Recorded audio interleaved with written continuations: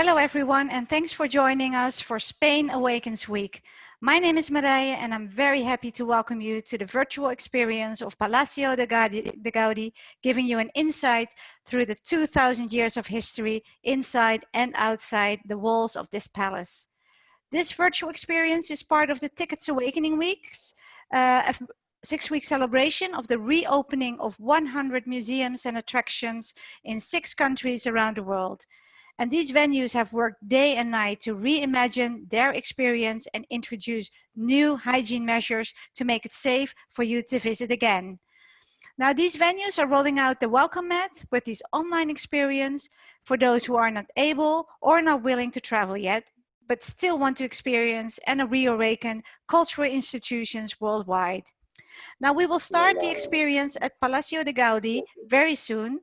But as people are still joining us, I'll kick us off by sharing some logistical info about what to expect and about the Zoom.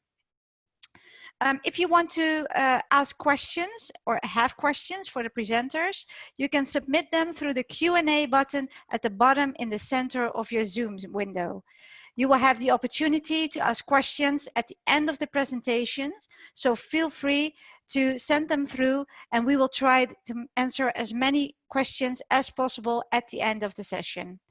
And you can also vote on your favorite questions by giving a thumbs up so that we make sure to ask the best questions first. As you know, this is a Zoom webinar, so your camera will not be on, but you can use the chat to communicate with your fellow attendees and the speakers. And you can, for instance, share where you're coming from, or if you have any nice comments to make, just share them in the chat function and message it to all panelists and attendees. Should you face any technical difficulties, please use the chat to send a message to all panelists and we will try to solve your problem as soon as possible. And if you have trouble with the audio, usually leaving the meeting and rejoining again is an easy fix. It could also happen that when our host is moving from room to room, the audio or the video might break. So when that happens, we will try to solve this as soon as possible. We are definitely aware of this, but in this case, all like historical buildings are not going well together with the modern technology. So please bear with us when it happens because you really don't want to miss out on this experience. And then finally, this presentation will be recorded and we will be sending the recording to all registrants in the coming weeks. Now, without further ado, I'm happy to hand over to our host for this virtual experience, Cristina, who is going to transport us into the world of this extraordinary venue called Palacio de Gaudi. So Cristina is also being joined by the CEO of the GFAM, Jaime. So, Cristina and Jaime, the floor is yours. Yes, thank you very much, Mary. I think Jaime is going to start and explain something, and then you will come back to me and we'll start the guide. Okay, hi everybody. This is Jaime Solano from GVAM. We are a company which is happy to help places like this fantastic Gaudi Palace in Spain, and we are mainly providers of these systems for guiding, which are smart audio guides, and we develop this for main venues like Palacio Real in Madrid, like Alhambra in Granada, like Football Club Barcelona in Barcelona, Real Madrid Football Club, also Cathedral of Seville, Cathedral of Barcelona, Palma de Mallorca, and many, many small and big places like cities, and of course this fantastic monument of Gaudi. Maybe you can, Maria, introduce this video so people can have a look at what we do on Spain with these systems, and also helping people like you to get the most of your visits on these fantastic places. So you see, these are our clients, and also the people have been investing and taking the most and trying to give the most to their visitors. as I told you, like these fantastic murals of Spanish culture and fantastic places to spend your holidays and get the most of it. So in this place, mainly what we did is also something different for kids. So maybe you wanted to have a fantastic and amazing visit with your kids. So what we developed here is a amazing visit for kids and families. So you can explore the palace with a small puppet, which is an owl, who is going to guide you through the mysteries and also the hidden rooms that the palace is having inside. And this is going to be something really, really fun for kids that maybe you will see during the visit that are using these guides to also get the most of the experience with their parents and playing games, playing quiz, also trying to solve the puzzle against the other group because they are competing to get the best mark to after do this kind of competition. So this is something that we wanted to also show you today. Not only how you can or what is inside, but also what you can get from new technologies that the ones that Jivam is developing for this kind of places. And well, Cristina is going to be our guide today, and she is going to explain you those mysteries and those fantastic spots that the palace has. Cristina. Thank you very much. Hi everyone, and welcome to Gaudi's Palace in Astorga. Today you will be joining me through a 2,000-year history. Yes, this building, this monument has 2,000 years inside its walls, inside its walls. And first of all, I want you to notice how this monument, how this palace look like a Disney castle, isn't it? Because it is said that Walt Disney inspired himself by Gaudi's Palace in Astorga to develop his most iconic castle, Disney Castle. So please come with me, and we are going to start by telling you why there's a Gaudi building here in Astorga. Astorga is a really, really small city inside the province of León. There are only three buildings designed by Gaudi outside Catalonia. One here in Astorga, the other one in the capital of the province of León, and the third one called El Capricho de Gaudí in Comillas, Cantabria. In 1886, the old episcopal palace burned down. So the new bishop of Astorga, Juan Bautista Grau y Vallespinos, he asked Gaudí, entrusted Gaudí to design a new palace for him, a new home for the bishop. Okay, I will try without my mask. I hope you can hear me better this way, and show you that here in the Gaudi's Palace we are all secure, and we are watching all the secure measures. But for now, I'm going to continue the history. The history. Okay, wait a second. We have here a small guest. It's Diego. How is it, Diego? Is it divertido? Yeah, you're having fun with a tablet. See? Divertido? You're enjoying with your parents? Yeah. Okay. How nice is it?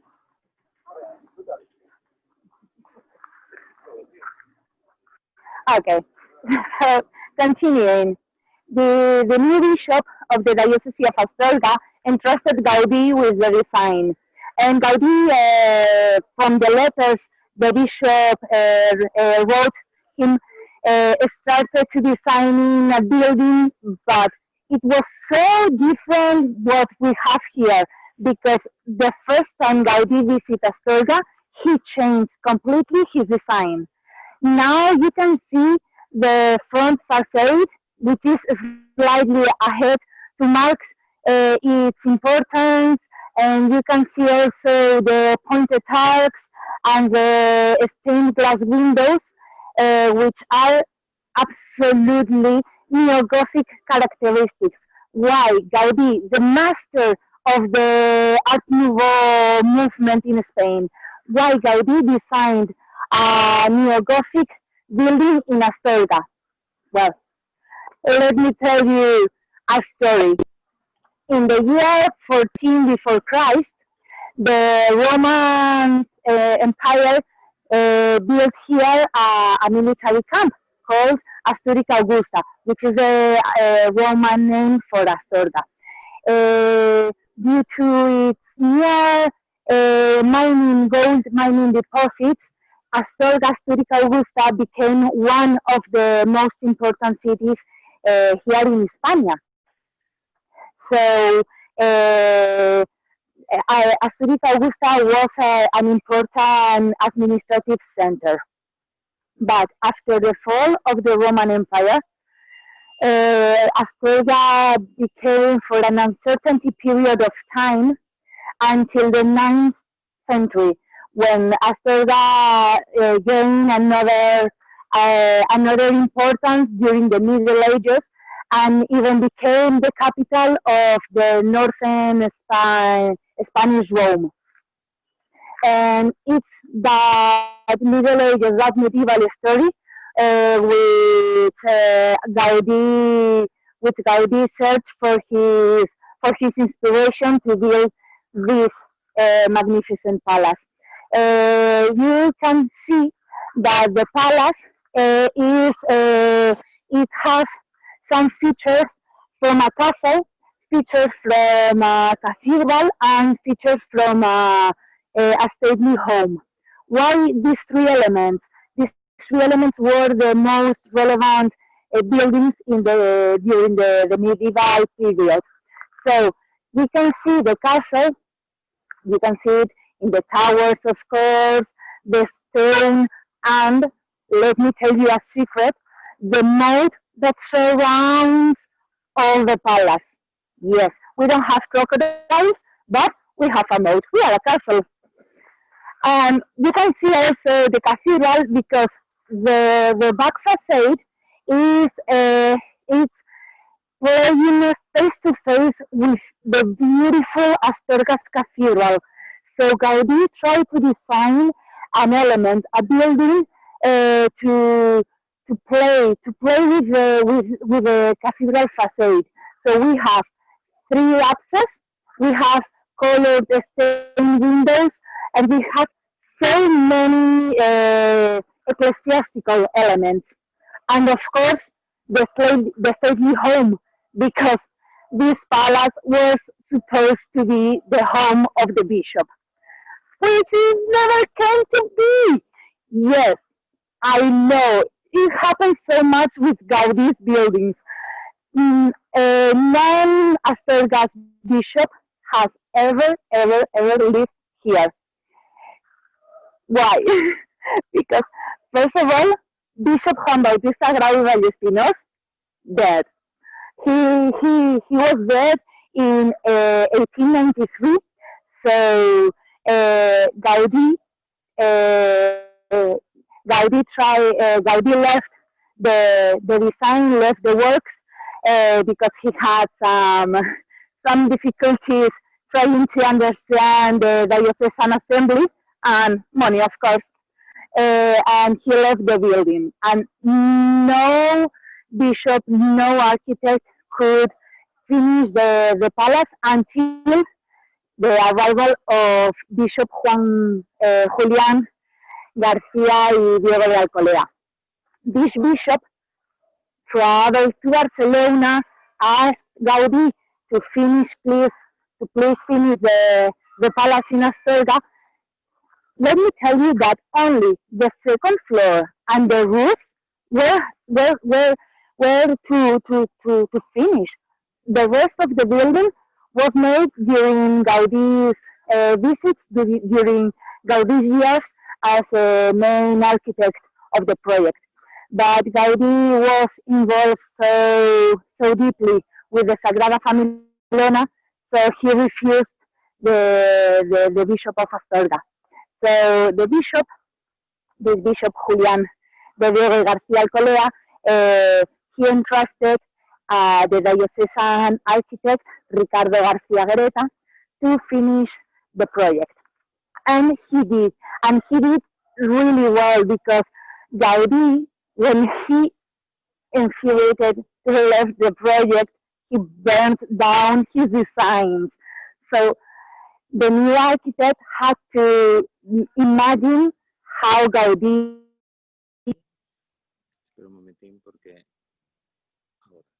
And let me tell you that it is a difficult task finishing one of Gaudí's monuments without the blueprints.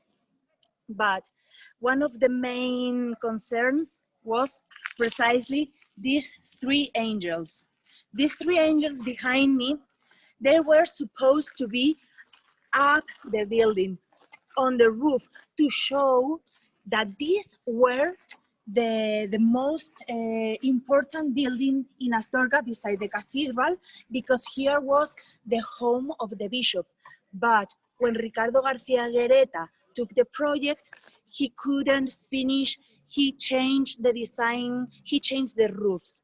So we put these angels here in this beautiful garden, also designed by Gaudí, and the three angels are with the bishop's attributes. We can see the cane, we can see the cross, and of course we can see the meter. And one last little thing before we go inside and amaze you with the inside palace. It's that tell you that this the stone, the white stone you can see here in the palace, in Gaudí's palace, is from the province, because Gaudí searched for materials from the province, from nearby, to build this palace. This is a white granite from a quarry in Bierzo, a region in the Diocese of Astorga. And now we're going to see the inside palace. And please join me and walk with me to see it. Let's go.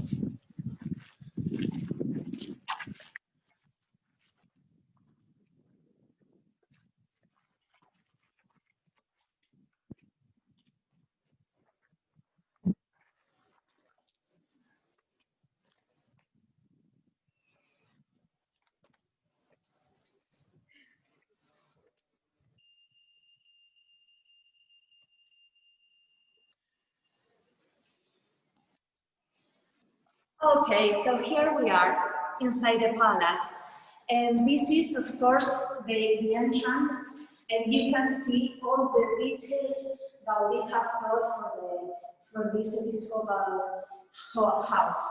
You can see the details, this graffito, you can see the bricks, handmade, you can see of course the glass stained windows, you can see all the details which will only increase inside.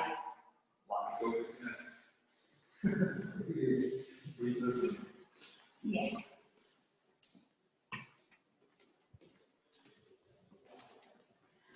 So, welcome to the first floor.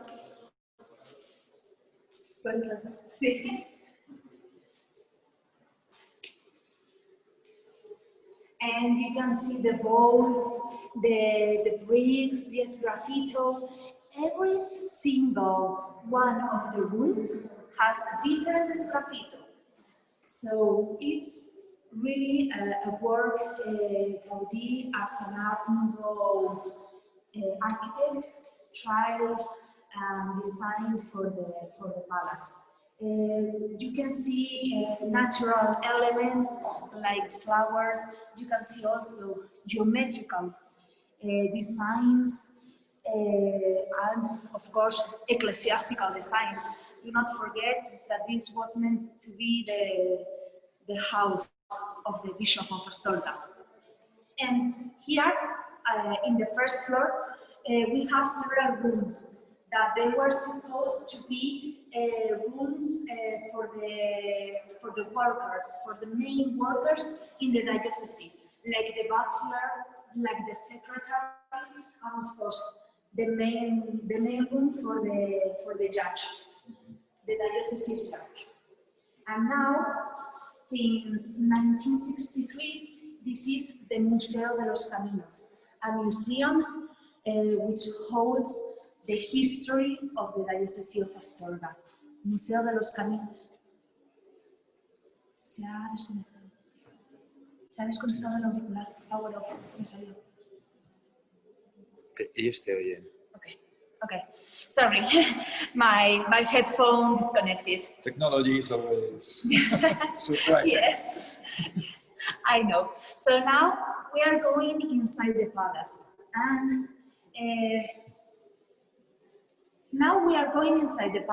let me tell you that we don't have connection in the stairs. So I'm going to explain just a little curiosity about the hole in the stairs, and then I will explain you what you can see downstairs and upstairs. Maybe Maria can play the video. Yes, after my explanation, she will.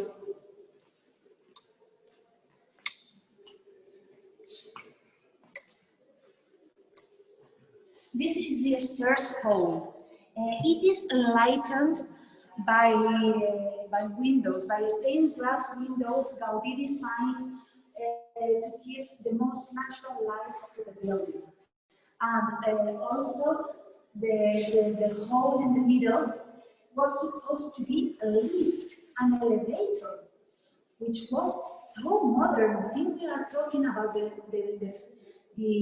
final decade of the 19th century. A lift inside the diocese's main building. Wow, Gaudí was really ahead of his time. And if we go downstairs, which we are sorry, but we are not going today because of the connection, we can see the basement. In the basement, there are pieces, amazing pieces from the Roman Empire here in Astorga, in Asturica Augusta, and also pieces from all the diocese's Middle Ages.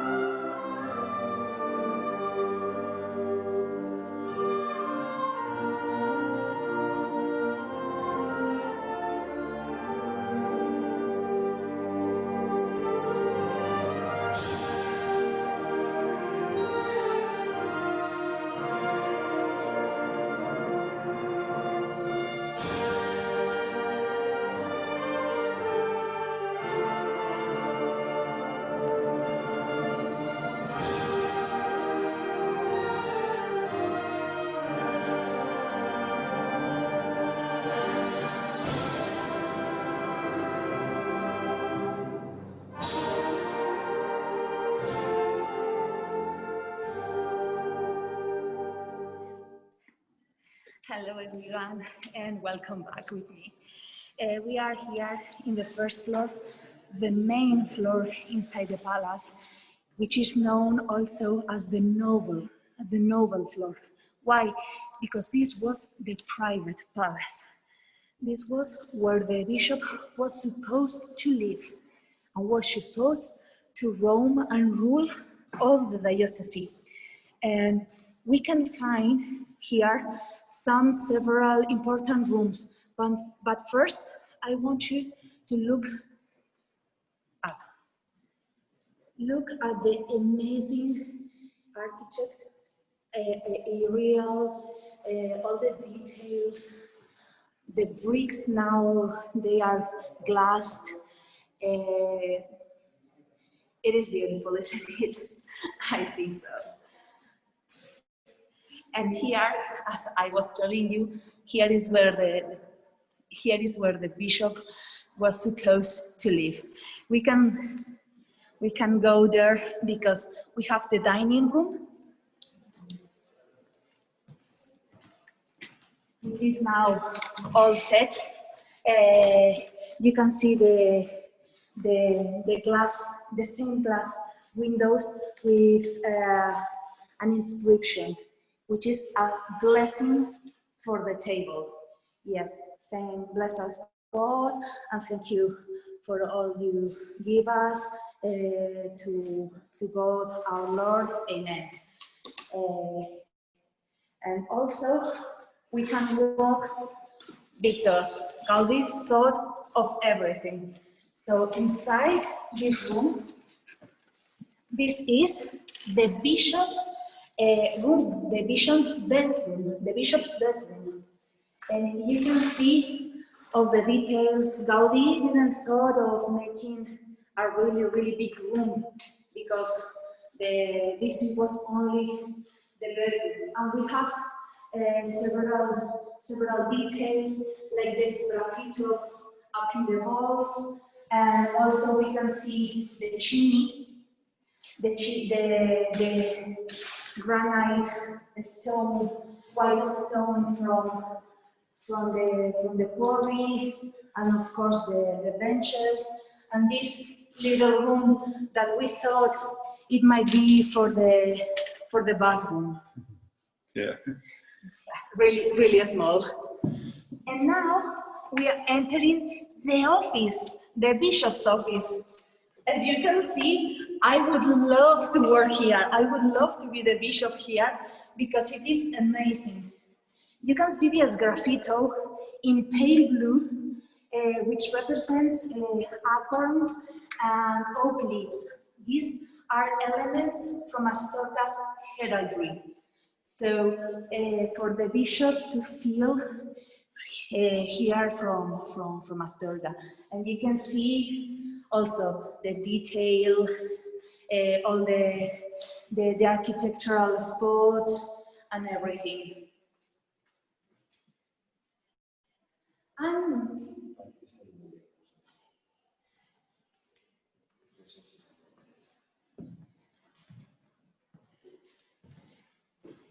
you can see the stained glass windows. They have the bishop's, Astorga's bishop's heraldry, and you can see they are all different. Of course, I can't tell you each one of them, but this was where the bishop was supposed to work with the paperwork. And now we are heading to two of the most significant and relevant rooms here in the palace. We had some trouble with the connection there because they are the stone, and Mireille is going to play you a video, but I will explain everything to you. And these two rooms are the throne room and the chapel. And now, if Mireille is kind enough, we can start. The throne room is one of the most symbolic rooms in the palace. It is where official receptions were supposed to happen. You can see the element that gives this space its name, the throne, designed by Juan Moya being Ricardo García Guereta, the architect. Juan Moya took his inspiration from the canopy above designed by Gaudí himself. We can also see two owls in front of the throne. Designed also by Antonio Gaudí, they were supposed to guide the bishop with wisdom and caution, and they are, of course, our two main guides in the new children and family audio guide. Well, we are now trying to enter the chapel, I hope we have good connection, so I can explain to you while we are inside. So walk with me and let's enter the chapel. It's one of the most relevant rooms here in Palacio de Gaudi, and you will see why.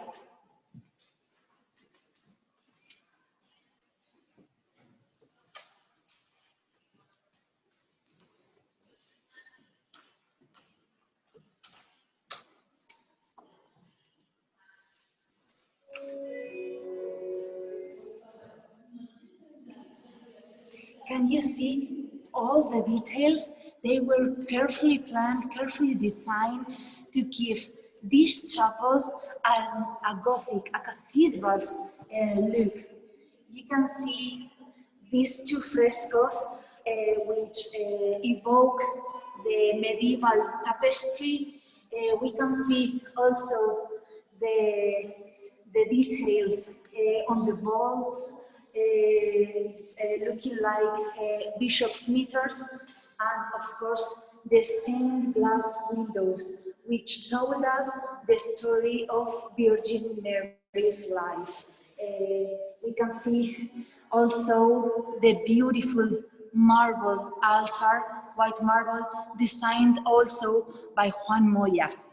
The altar, you can see it's crowned by Virgin Mary and the child. You can see all the detail carved in the marble, and of course also all the details behind the altar. And I think this is one of the most beautiful rooms here in Gaudi's palace.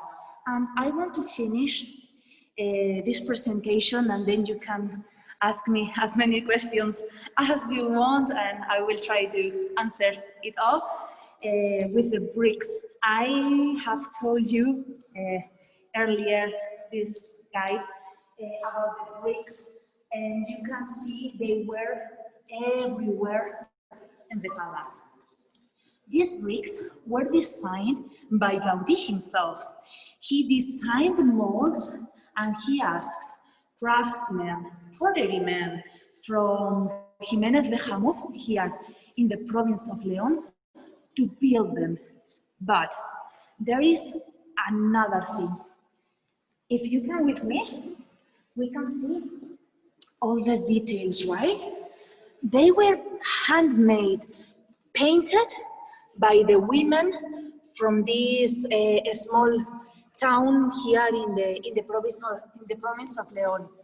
Why Gaudí paid such attention to this detail with pottery, which is not what you think luxury detailing or decorating element? Well, because for Gaudí, originality was returning to the origins. And thank you so much for having me with you, for accompanying us here inside the palace. And now if you have questions or anything to ask me, please feel free to. And thank you so much. Thank you, Cristina, for this wonderful presentation. So I know that a lot of people asked questions for you, and let me quickly go over the list. So Cristina, when you're ready, I have a list of questions for you to answer.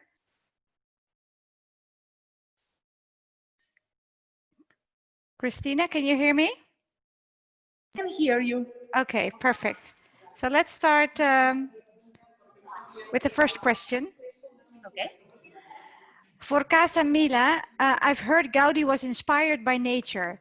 What was Gaudí's inspiration for this building? History. Astorga's medieval history, and he took also his inspiration from the cathedral nearby, which compound the most significant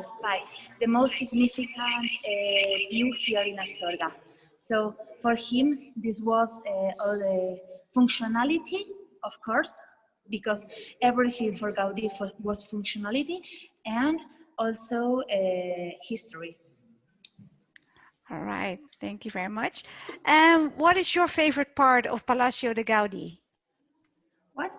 Can you What? repeat, please? Sure. What is your favorite part of Palacio de Gaudi? This room, of course. Okay, I learn one new thing every time I come here. But this room, this chapel, I think it's the best room ever. It's beautiful. It's so enlightened. You can learn a lot of things. It's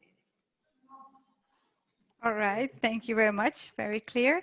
Did Gaudi design the sculptures in the garden as well? Okay.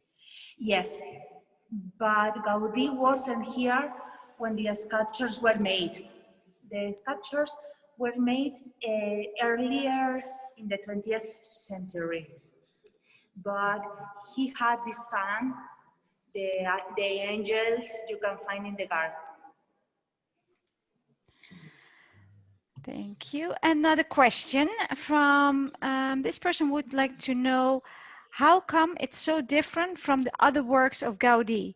It's still very beautiful. Thank you so much. Well, it's different because we are talking here about the first Gaudí. We are not talking the Art Nouveau Gaudí, the Sagrada Familia Gaudí. We are talking the first. Bishop Grau and Gaudí had known before Astorga, because he was entrusted with one altar in a chapel. Grau was entrusted also. So we are talking about Gaudí with the neo-Gothic thoughts, who had learned from the marvelous castles in Loire, France.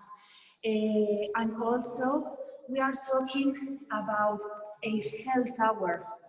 Gaudí was admirer of Eiffel's work. And you can see it here also in the palace. We can see some of the chapitals, some of the columns. We can see designs you also see in southern Spain, Muslim architecture, and also in France, in Paris. Thank you very much. Another person would like to know if they used paint on the walls and ceilings to make the colors pop up. Okay, not exactly. Yes, graffito is a technique. It's really ancient. You can see it in some Muslim architectures and Roman architectures, and then it is painted, yes, but it is carved. It is carved to look for the ideal painting. And the walls, of course, were painted because we can see, but Gaudí wanted, and Gaudí liked really neutral colors. You can see maybe some golden joints in the bricks. It is not gold. It is not gold. It's he and his designs pop all the details and pop all the elements and architectural designs he tried. And the paintings, the most important paintings we have here in the chapel, the frescoes Fernando de Villoldas painted here as a modern, or as a trap for the eye, medieval tapestry. Okay, thank you, Cristina. Daniela would like to ask actually a quite practical question. In how many languages is the electronic tour guide? Can you please name some of the languages? Yes, of course.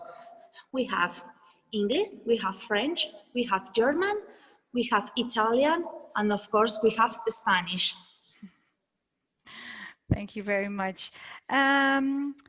Marixel would like to know, could you talk a little bit more about the importance in his work with the vitrinas? Many thanks. Yes, okay. The vitrinas we are seeing here are from the Museo de los Caminos. These are pieces from the Diocese of Astorga, which the palace have in custody and guard from the past of time and everything. But let me tell you that this museum is not a dead museum, it's a living museum, because some of the pieces are actually in use right now in the 21st century. There are some crosses. The villages in the province of León ask the palace to keep them during the year, and once a year, when is their festivity, their important day, their Labor Day, they ask Gaudi's palace to give to them, to return them, and they are used in real life. So we can see pieces from the Romans, as we see earlier in the basement. We can see medieval, 15th, 16th, 17th, 18th century pieces here in the Museo de los Caminos. Thank you very much. There are actually two similar questions or people asking the same questions. Why haven't bishops lived there? And actually, has anyone lived here in the palace? Okay, that's a really good question, actually. None of the bishops lived here. First of all, Grau was dead. None of the next bishops, they never took or never paid attention to the palace. Julián de Diego y García Alcolea, the bishop that could finally finish this building, was sent away to another diocese in Spain, and the other bishops never really paid attention. So